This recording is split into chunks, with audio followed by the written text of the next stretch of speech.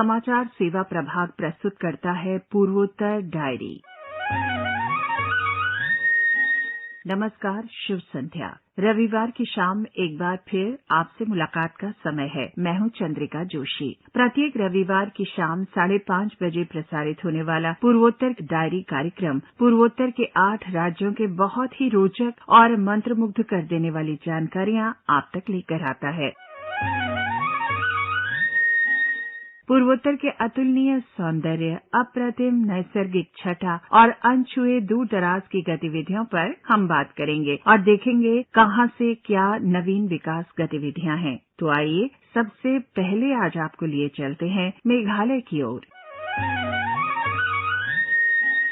सतत परिवहन और कुशल गतिशील समाज की बात करें तो मेघालय की राजधानी शिलांग कई वर्षों से भीड़ भाड़ वाले यातायात से संबंधित कुछ मुद्दों से परेशान सी थी। राज्य सरकार और उसका समूचा तंत्र इसका समाधान खोजने के लिए काम कर रहा है। आखिरकार हाल ही में वे sustainable transport and efficient mobility society STEMS नामक एक कार्यक्रम लेकर आया, जो पूरी तरह से गतिशीलता और समग्र परिवहन ही नहीं बल्कि शिलांग के अन्य मुद्दों पर भी ध्यान केंद्रित करता है।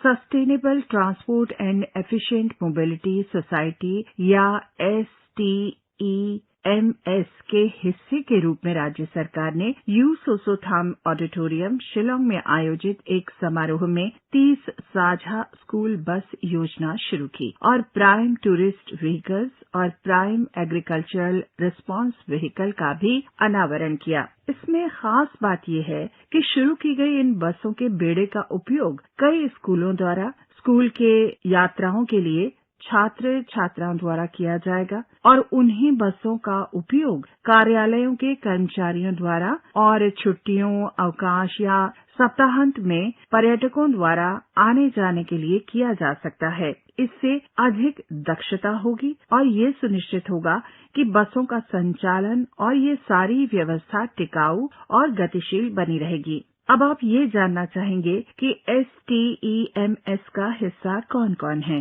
तो बता दें कि यातायात पुलिस, शिक्षा, परिवहन, जिला प्रशासन और शहरी मामलों के प्रतिनिधि इसका हिस्सा हैं। प्रत्येक बस front view, rear view, driver view, boarding view और सिटिंग व्यू के लिए 5 CCTV कैमरों के साथ सभी आवश्यक सुविधाओं से लैस है। बसें GPS, यात्री सूचना प्रणाली और मार्गों को दिखाने के काम के लिए LED स्क्रीन के साथ साथ वास्तविक समय की ट्रैकिंग के लिए भी पूरी तरह सक्षम है। इस अवसर पर वाहनों को झंडी दिखाकर रवाना करने के बाद मुख्यमंत्री कोनराड के संगमा ने कहा, This is being done as one of the initiatives to decongest the traffic situation in Shillong. And as we know that school times are the times when the maximum traffic congestion is there in Shillong. So we are hopeful that this entire project, which we are just starting the pilot phase, will initiate a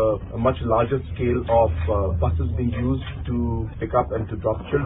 And we're hopeful that this will create a more systematic flow of traffic in the city and would definitely help in the decongestion of the traffic in Shillong city. So this is just the first phase, and I'm happy that most of the schools have accepted it, and we're hopeful, as I said, that this will really give some relief, if not fully, some relief to the traffic congestion in the city. मुख्यमंत्री Conrad के संगमा ने कहा कि school बसों से न केवल परिवहन की समस्याओं का समाधान होगा, बल्कि साथ ही साथ इससे किसानों के लिए बाजारों में उत्पादों को भेजने या बाजार के अन्य कामों के लिए गतिशीलता भी आएगी। इस बीच प्राइम टूरिस्ट व्हीकल्स पर्यटकों को अच्छी परिवहन सेवाएं प्रदान कर रहा है और साथ ही उद्यमियों को नौकरी के अवसर भी प्रदान कर रहा है तथा समग्र पर्यटन क्षेत्र में सुधार की दिशा में एक कदम और आगे है। Sustainable transport and efficient mobility society से आने वाले दिनों में और अधिक क्षेत्रों में विस्तार होगा, ऐसी आशा है। The Sustainable Transport and Efficient Mobility Society is expected to cover more areas of the city in the coming days. This is Rustam from AIR News Shillong.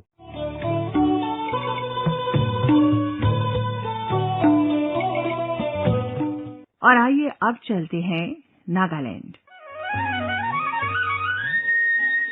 Nagaland सरकार ने राज्य के 12 जिलों में 10 बेड आईसीयू परियोजना शुरू की है। मुख्यमंत्री नेफ्यू रियो ने 6 जनवरी को आधिकारिक तौर पर इस परियोजना का शुभारंभ किया। 10 बेड आईसीयू परियोजना स्वास्थ्य और परिवार कल्याण विभाग और नागालैंड सरकार के बीच एक अभिनव सार्वजनिक निजी भागीदारी योजना है। ये योजना 10 बेड आईसीयू कर्नाटक, तेलंगाना, आंध्र प्रदेश, मणिपुर, असम, नागालैंड, सिक्किम और मेघालय सहित 8 राज्यों में लागू की गई है। परियोजना वाले राज्यों में 200 आईसीयू इकाइयां स्थापित की गई हैं।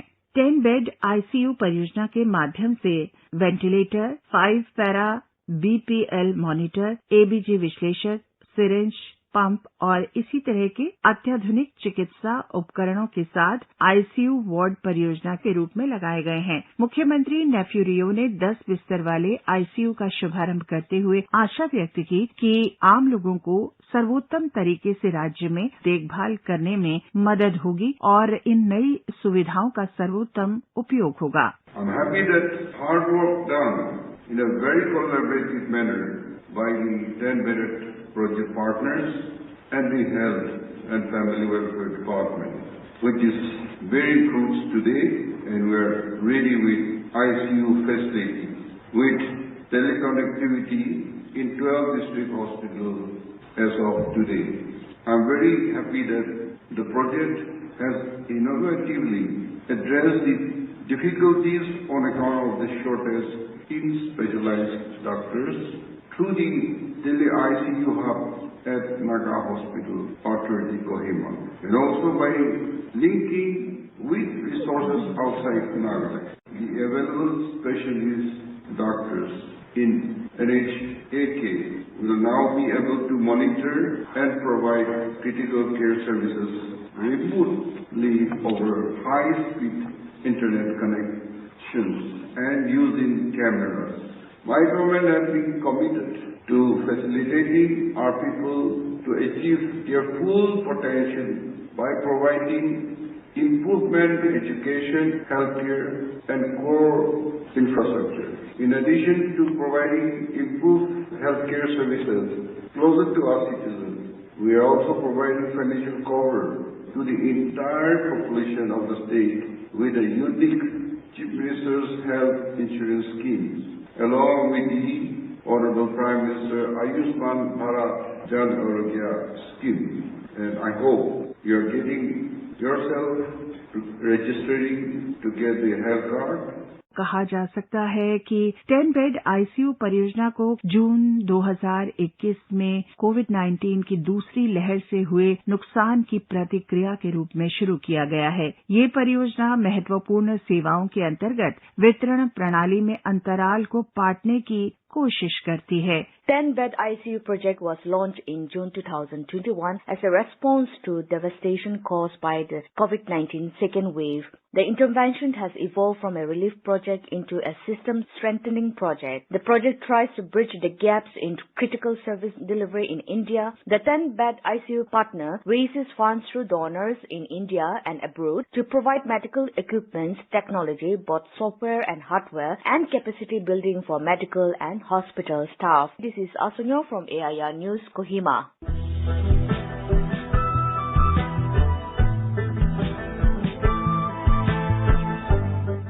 और अब मिजोरम का रुख करते हैं।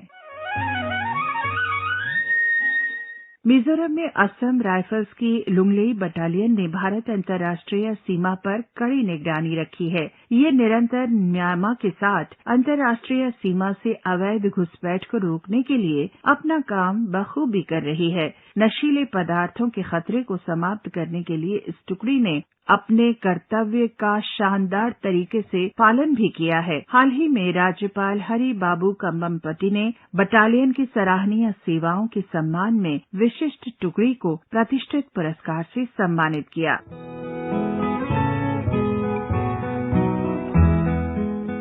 मिजोरम का दक्षिणी भाग सबसे महत्वपूर्ण क्षेत्रों में से माना जाता है, क्योंकि ये भाग पड़ोसी देश म्यांमार के साथ एक लंबी सीमा साझा करता है। दक्षिणी मिजोरम कथित तौर पर अवैध अप्रवासन और मादक पदार्थों की तस्करी के जोखिम से प्रभावित है। असम राइफल्स की लुंगलेई बटालियन दक्षिण मिजोरम में कानून और व्यवस्था की स्थिति को बनाए रखने में महत्वपूर्ण भूमिका निभा रही है।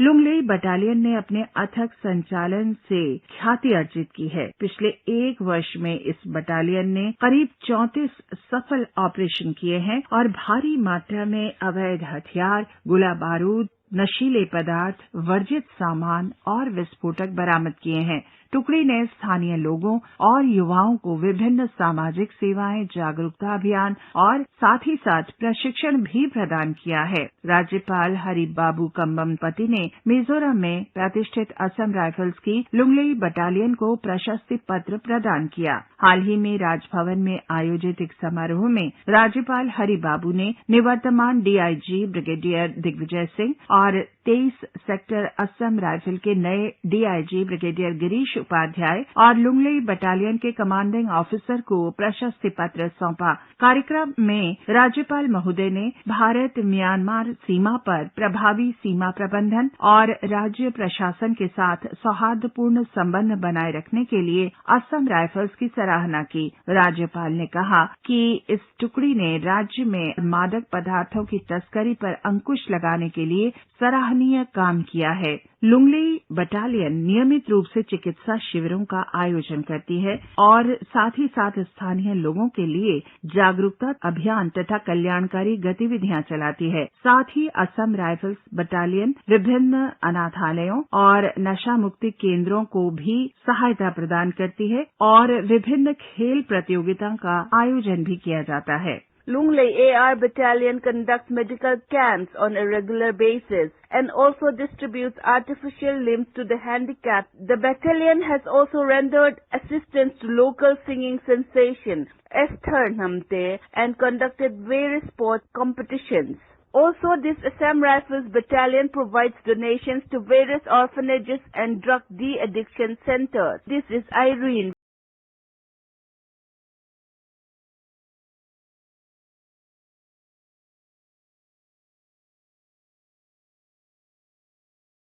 उत्तर का एक छोटा सा मगर बहुत ही सुंदर प्रदेश है त्रिपुरा। केंद्रीय सूचना और प्रसारण तथा युवा मामले और खेल मंत्री अनुराग सिंह ठाकुर ने इस महीने की 13 तारीख को त्रिपुरा का दौरा किया। वहां उन्होंने नेहरू युवा केंद्र संगठन द्वारा राजधानी अगरतला के साथ साथ गोमती जिले में आयोजित युवा संवाद इंडिया एट 2047 में भाग लिया। त्रिपुरा एक नई चुनौती और एक नए अवसर के साथ देश में खड़ा होगा। मेरा त्रिपुरा आगे बढ़ता हुआ और आगे नजर आएगा। मेरे भाई बहनों, आइए इकट्ठे मिलकर देश को आगे बढ़ाएं। और मैं आप सबसे निवेदन करता हूं, हम तो उस देश के युवा हैं जहां स्वामी विवेकानंद ने आज से 150 साल से ज्यादा दुनिया भर में जाकर भारत का परचम लहरा दिया था मात्र 28 साल की उम्र में। आपको तो इस देश को बहुत आगे लेकर जाना है। इसलिए युवाओं के साथ ये संवाद कर रहे हैं कि अगले 25 वर्षों में भारत को 2047 में कहां देखना चाहते हो। आइए हम सब एक टीम के रूप में मिलकर काम करें और अपने भारत को आगे बढ़ाने का काम करें, अपने त्रिपुरा को आगे बढ़ाने का काम करें। अपनी यात्रा के दौरान श्री अनुराग सिंह ठाकुर ने राज्य के सभी 8 जिलों में एक इंडोर स्टेडियम स्थापित करने की घोषणा की। उन्होंने कहा कि सरकार राज्य के लोगों की उम्मीदों पर खरी उतरी है। उन्होंने कहा कि केंद्र सरकार ने शिक्षा, स्वास्थ्य देखभाल, सड़कों के निर्माण, रेल संपर्क और हवाई अड्डे के बुनियादी ढांचे के क्षेत्र में कई विकास कार्य किए हैं। उन्होंने ये भी कहा कि अधिक से अधिक होनहार खिलाड़ी तैयार हों, इसलिए खेल के क्षेत्र में भी केंद्र राज्य को अधिक महत्व दे रहा है। The growth and also the freedom. Look at the peace, look at the development, and youth is looking for the peace and development only. Lived up to the expectations of the people of Tripura. The central government has been very kind towards the Tripura as well, Prime Minister Modi especially, whether from the education institute to the healthcare sector, from road to rail to the airport. Now in the field of sports, the Honorable Chief Minister as well as the Honorable Sports Minister, both spoke to me. Earlier also we granted some projects like hockey turf to the athletic track and others, football, and we have decided that Tripura requires, they have 8 districts, 8 indoor stadiums, and we are working on that, and that will be sanctioned soon so that every district should have a indoor stadium here. उन्होंने ये भी कहा कि युवा राष्ट्र की ताकत है। प्रधानमंत्री नरेंद्र मोदी के अभियान फिटनेस का डोज आधा घंटा रोज की पहल से युवा फिटनेस के प्रति काफी आशान्वित हैं। सरकार ने युवाओं के लिए खेल और युवाओं से संबंधित विभिन्न परियोजनाएं शुरू की हैं। Youth and sports oriented various schemes which encourages youth for a healthy nation. This is Serena Nomai.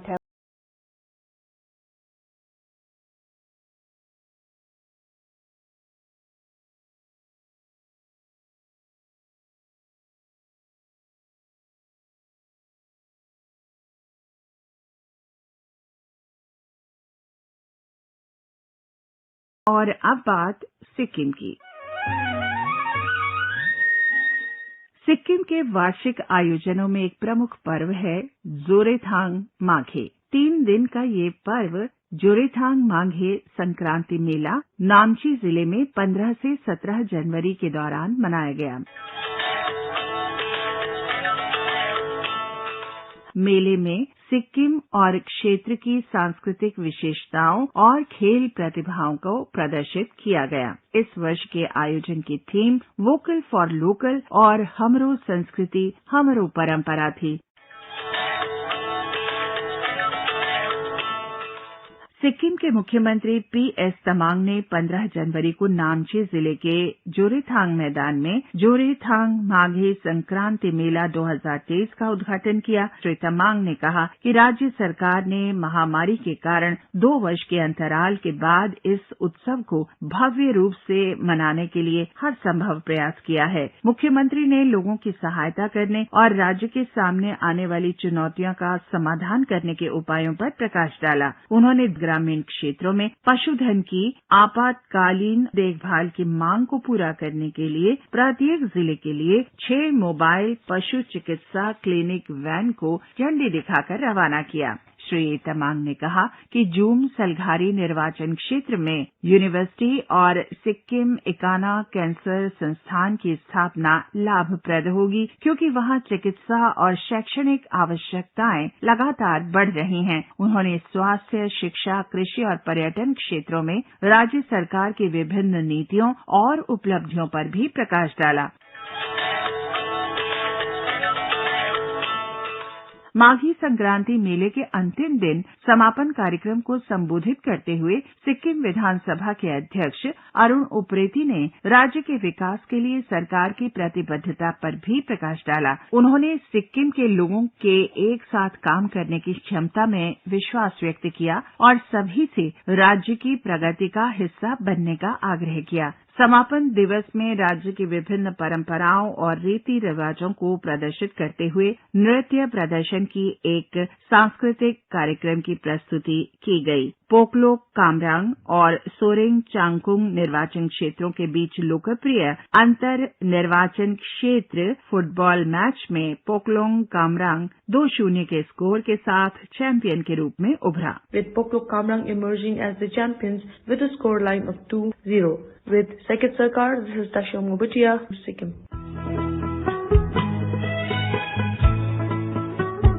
और अब सिक्किम का एक गीत आपको सुनवाते हैं।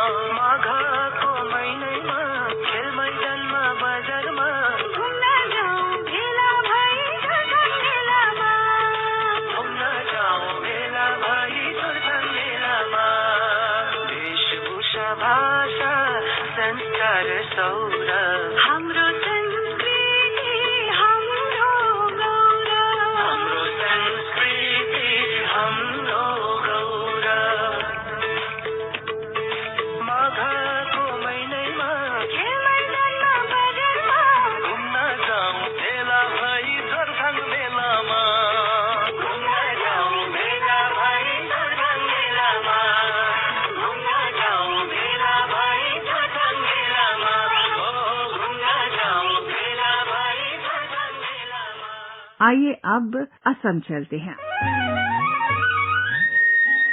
आज हम आपको बहुत रोचक जानकारियों के लिए वन्य जीव विज्ञानी डॉक्टर पूर्णिमा देवी बर्मन के साथ साक्षात्कार सुनवा रहे हैं। डॉक्टर पूर्णिमा देवी बर्मन को UNEP के चैंपियंस ऑफ द अर्थ सम्मान से सम्मानित किया गया है। आपसे बातचीत कर रहे हैं हमारे असम संवाददाता मानस प्रतिम Sharma.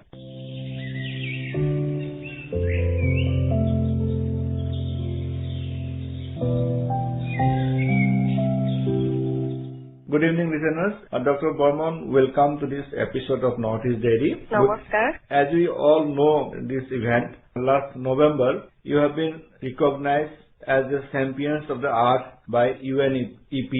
It's a very prestigious. Let me tell all our listeners that prior to Dr. Burman, our Honorable Prime Minister Narendra Modi has received this award. Let us tell us about this. What is it, Champions of the Earth? So Champion of the Earth, it's a huge honor for our work. I feel really blessed to be from Assam and to work in the villages in Assam, to work with communities. And I think finally it's a recognition for our entire Assam. And yeah, I feel blessed, and it shows that, everyone can do something if we want. When UNEP informed me about this, I felt so honored.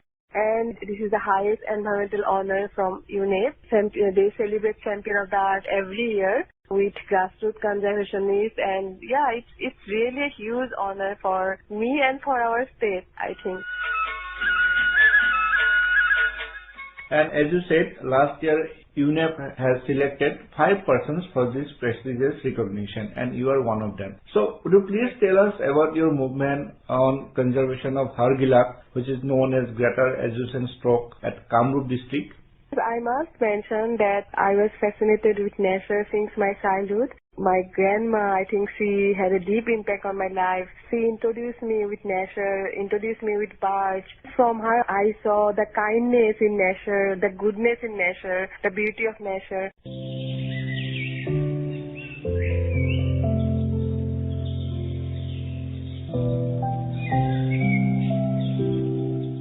And I realized that what I am going to do with my PhD, with my higher study, even if I could not motivate a few people towards the trees. The tree is so important to be with us. I couldn't motivate them. I have to motivate them for the birds, but I could not motivate them for the trees. At first, their habitat. So I realized that I have to work with people, and I would have to change the mindset of people and to bring the birds into their hearts and minds. And I think our communities, that deep love for the birds, for the wildlife, because of that we are having, if sometimes they don't have that awareness, so what will happen?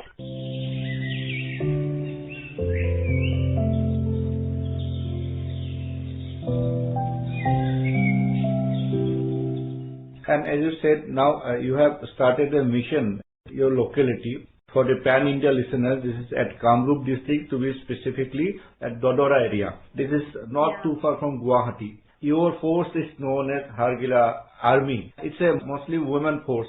Women folks, they have joined hand with you, and you all started creating awareness. So, would you please tell us how you got the support of the large folks? What is your method to create awareness? I think you have heard about Hargila Army. Hargila Army is all rural women team. We always mention that our commitment is our strength, our commitment is our arm. So Hargila Army is, as you have mentioned about the village, Dodora Posura Singimari in Kamrup district of Assam. Hargila Army is now so spreading. People from many villages call me. Now only not women, men, women, everyone call me and say that they want to be Hargila Army, and it's so spreading. I feel very blessed about that. Coming back again about Hargila Army. So everything happened spontaneously. When I was working in the villages, and everything was about the breeding birds. The birds were nesting, and when people cut down the trees, our women have to come forward. This way actually Hargila Army formed. I started inviting them to our Hargila baby shower. This way we all started, always realized that women should come forward. And when Hargila bird was always treated as bad omen, or it was misunderstood or it's treated as disease carrier, I realized that we have to achieve exactly the opposite of this word. Like if people treat this bird as ugly or bad omen, we have to make it as beautiful as we can. So this way I found that our women could make it only. Our, every woman is a creator, she is a nurturer, and she comes forward, so the change happens. So this way actually our Hargila Army started, and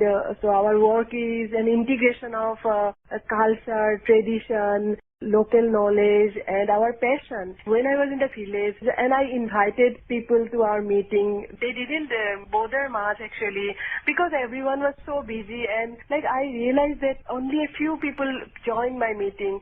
So I started inviting our women, cooking competition to attract them, it worked. Then another thing which I must mention, I started visiting Namghar because I saw that I was always fascinated by Namghar, how people come, gather and celebrate and united, how our women come there. They have lots of household chores, but they come there. People offer food there, offer horai. Horai means prasad, horai means food for the well-being of our family members. So every Thursday and every Friday, we had Hargila Horai, and our women started coming. And this way, in Namghar, our women came up with Nam Kirtan of Hargila. And so it was really I feel so blessed. Actually, everything is so difficult to express in words till and unless someone come and meet our Hargila Army, meet how we all are united, how we all are celebrating the birth. So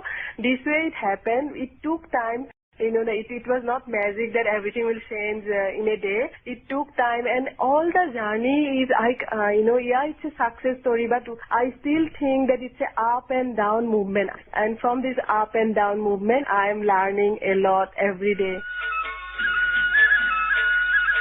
Also, the success story of the Hargila Army, in a period of 15 years, you are able to double the number of the greater resistance troops in Assam. Okay. Yeah, and coming to the nest numbers, when I started my work, there were only less than 27 nests in the villages, and now we have more than 250 nests. And in these 15 years, we have successfully rehabilitated more than 400 baby birds. We hand raise, we release them in the wild. So in Hargila, actually, breeding success is so low. Coming to their nesting pattern and all, their breeding success is very low. So when we have released more than 400 baby birds in the wild, I feel fortunate that we all could do together, and all the credit goes to our communities. As I have mentioned, that it is so important to collaborate with communities to bring them as forefront leaders.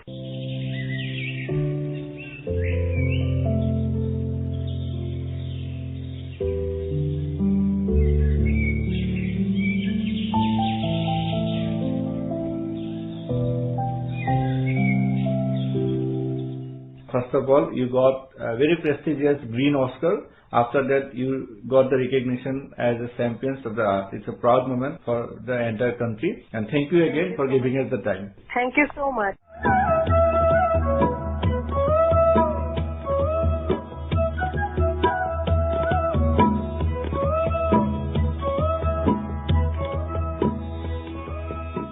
पूर्वोत्तर diary के लिए नियत समय अब समाप्ति की ओर है। अगले सप्ताह आपसे फिर मुलाकात होगी। रविवार की शाम 5:30 बजे प्रसारित होने वाला पूर्वोत्तर डायरी कार्यक्रम पूर्वोत्तर के 8 राज्यों से बहुत ही रोचक और मंत्र मुग्ध कर देने वाली जानकारियां आप तक लेकर आता है। अब अगले रविवार का इंतजार रहेगा। आलेख और संकलन चंद्रिका जोशी, तकनीकी सहायक दानिश जैदी।